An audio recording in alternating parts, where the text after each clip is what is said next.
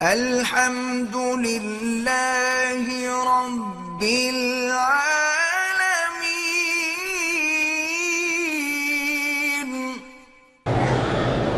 بھئی اگر شیئر ایسی کمپنی کے ہیں جو جائز کام کرتی ہے اس میں حصہ رکھنا جائز ہے، اگر مثلا وہ شراب کا کام کرتی ہے تو حصہ رکھنا ناجائز ہے۔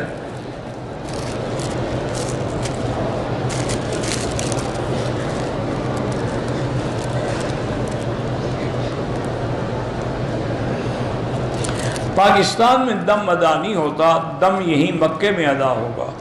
اب اگر پیسے نہیں ہیں تو پاکستان جا کے وہاں سے کسی دوست کو مکے میں بھیج دیں اور دم کرا دیں۔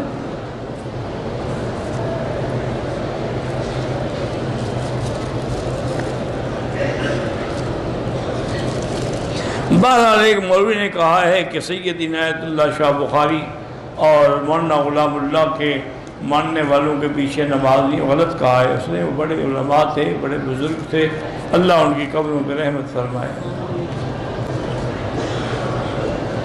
مرغی کے ذبح کے وقت ٹیپ ریکارڈر پہ تکبیر ادا نہیں ہوگی، یہ پہلے بھی آیا تھا، پتہ نہیں پھر کیوں اکٹھا کر کے رکھ لیتے ہیں، پھر پھاڑ دو بس پھر رکھ لیتے ہیں۔ میں پاکستان سے آیا، میرے ساتھ میرا بیوی بھی ہے، 8 راتیں مکے میں گزار، مدینے چلے گئے، وہاں پر 6 دن گزار کے واپس مکہ آ رہے تھے۔ راستے میں میقات پر میری بیوی نے احرام باندھ کر نیت کی، روانہ ہوئے، مغرب عشاء کی نماز پڑھی، ہوٹل پہنچ کے بیوی کا پتہ نہیں کیا ماہواری آیا۔ اب اس کے لیے یہی حکم ہے کہ وہ بیٹھی رہے، جب اس کی ماہواری کے دن گزر جائیں پاک ہو کے غسل کر کے عمرہ کریں۔ والد کا نام محمد امین ہے، باپ کا نام محمد مبین ہے، ٹھیک ہے۔ میں صاحب حیثیت ہوں اور دوسری شادی کرنا چاہتا ہوں کہ اولاد میں اضافہ ہو۔ میرے 3 بچے پہلی بیوی سے بھی ہیں اور پہلی بیوی سے مزید اولاد، تو آپ کر سکتے ہیں کہ لمبی چوڑے پوچھیں کیا، جب اللہ نے اختیار دیا ہے کہ ایک مرد 4 شادیاں کر سکتا ہے۔ ایک دفعہ مجھے یاد ہے، بہت پرانی بات ہے، اس وقت میری والدہ بھی زندہ تھی، والد بھی زندہ تھے، تو ہم جس گھر میں رہتے تھے نا، اس گھر کے قریب میں کوئی رائل فیملی کے خاندان کے کچھ لوگ ساتھ والے مکان میں ٹھہرے ہوئے تھے۔ تو ان کی شرافت ہے اور ان کی مہربانی ہے کہ وہ کبھی کبھی ہم فقیروں کے گھر میں بھی ان کی عورتیں آ جاتی تھیں اور اعلیٰ قسم کی کھجوریں لاتی تھیں۔ رائل فیملی تھی اور پھر گسیم اور بریدہ کی کھجوریں تو دنیا میں مشہور ہیں، تو اعلیٰ قسم کھجوریں لے آتی ہیں۔ ہمارے گھر والے کوئی 2 دانے اٹھاتا، کوئی 3 اٹھاتا، انہیں کیا کر رہے ہو، کھاؤ۔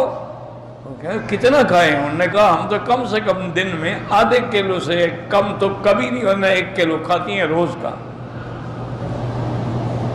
تو انہوں نے کہا اگر تم نہیں کھاتی ہو تو اپنے خاوند کے حقوق کیسے ادا کرتی ہو؟ جب تم کھجور ہی نہیں کھاتی ہو تمہارے اندر طاقت کہاں سے آئے گی؟ ½ کلو روز کھایا کرو۔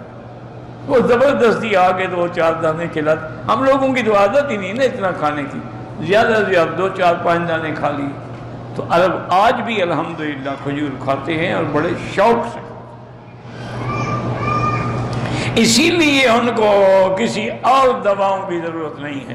اونٹنی کا دودھ پیتے ہیں اور کھجور کھاتے ہیں اور شہد استعمال کرتے ہیں۔ یہ تینوں چیزیں ان کو ہمیشہ 100 سال کے بھی ہو جائیں بوڑھا نہیں ہونے دیتے، وہ ہمیشہ جوان رہیں۔ دانہ کمزوری کے لیے کسی حکیم کے پاس جاؤ۔ پہلے میں نے ایک آدمی کو بتایا تھا، وہ مجھے ابھی تک بیچارہ خط لکھتا ہے، پریشان کرتا ہے۔ وہ مجھے ملا بیچارہ، اللہ عالم 4-5 سال پہلے کی بات ہے۔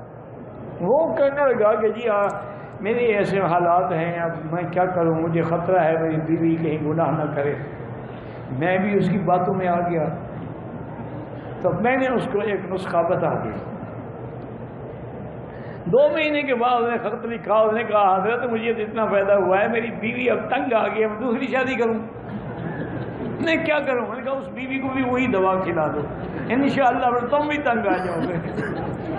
تو بیٹے اللہ کو پتہ، میرے دماغ میں سب کوئی نسخہ تھا، کسی حکیم نے بتایا ہوگا۔ ہمارے پاس ہر قسم کے لوگ آتے ہیں نا۔ اب یہ تھوڑا ہے کہ ہم حکیم ہیں یا جانتے ہیں، بہرحال یہ ہے کہ بزرگوں نے یہی لکھا ہے کہ گناہوں کو چھوڑ، یہ کمزوری جو ہے نا تمہیں، اس کا سبب گناہ ہے۔ جس نے جوانی میں گناہ کیے ہیں، اغلام کیا ہے، غلط عورتوں سے تعلق رکھا ہے، ہاتھوں کو استعمال کیا ہے، کمزور تو ہونا ہے، اور کیا ہونا ہے؟ یہ ہماری گناہ ہوں گے۔ سب سے پہلے گناہ چھوڑ دو، اس کے بعد اگر خالص بلسان کا روغن مل جائے، وہ مدینہ پاک میں سنا ہے کہ ملتا ہے، مجھے پتہ نہیں، بدر میں بھی کہتے ہیں ملتا ہے، اس کا ایک قطرہ جو ہے وہ کسی دودھ میں یا کسی چیز میں ڈال کے پی لیا کریں تو انشاءاللہ بہت بڑی عظیم چیز ہے، لیکن شرط ہے کہ خالص ہو۔ خالص نہ ہوا تو انشاءاللہ گردے جلدی فیل ہو جائے۔